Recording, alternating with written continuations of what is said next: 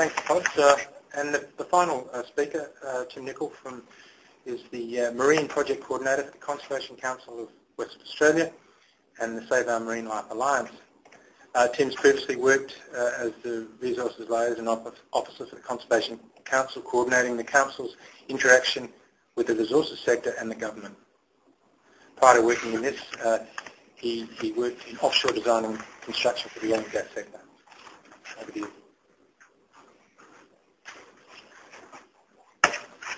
Thanks, Jock.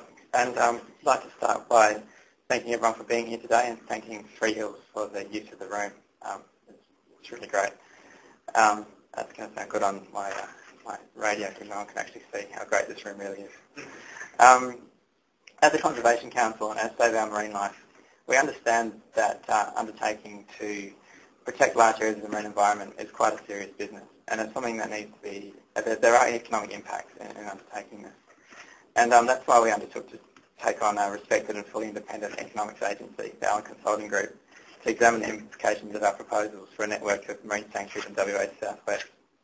Now, the scientific and environmental benefits of marine sanctuaries are already well understood, and some recent examples to highlight is a paper that came out from Nicol et al. In Queensland, and it was published recently by what you could call a who's who of Australian marine scientists in the proceedings of the US National Academy of Sciences.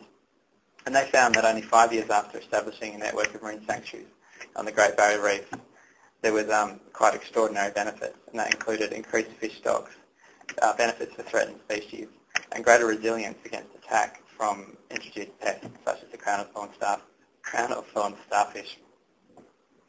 Last year too, there was a consensus statement signed by over 60 practicing scientists, marine scientists in Australia, stating that large marine sanctuaries were an important part of protecting our marine environment.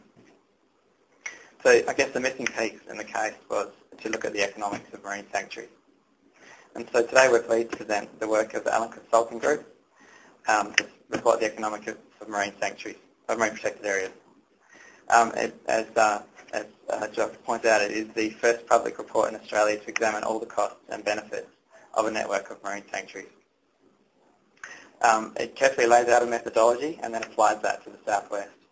And this methodology does challenge some of the, I guess you could say, perhaps myths or some of the ways in which the costs of marine sanctuaries have been presented by industry in the past.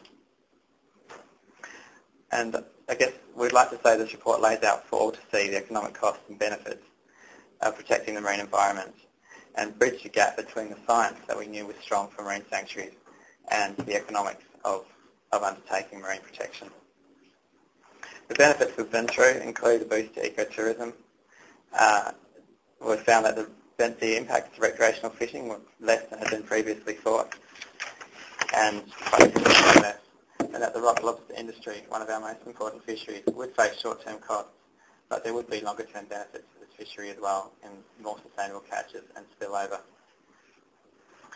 And finally, the study found that West Australians place a high value on the marine environment and indicated that the value of this could be as high as $200 million per year, although that is based on studies that need to be looked at more closely. But this is very consistent with polling was undertaken, which showed that protection of the marine environment is rated very highly by Western Australians. In the long term, the benefits of establishing a network of marine sanctuaries far outweigh the costs if you look at the environmental and economic benefits. And you could say the study completes a golden triangle of opportunity for Western Australia to benefit economically, environmentally and scientifically from the creation of a network of large marine sanctuaries. Thanks.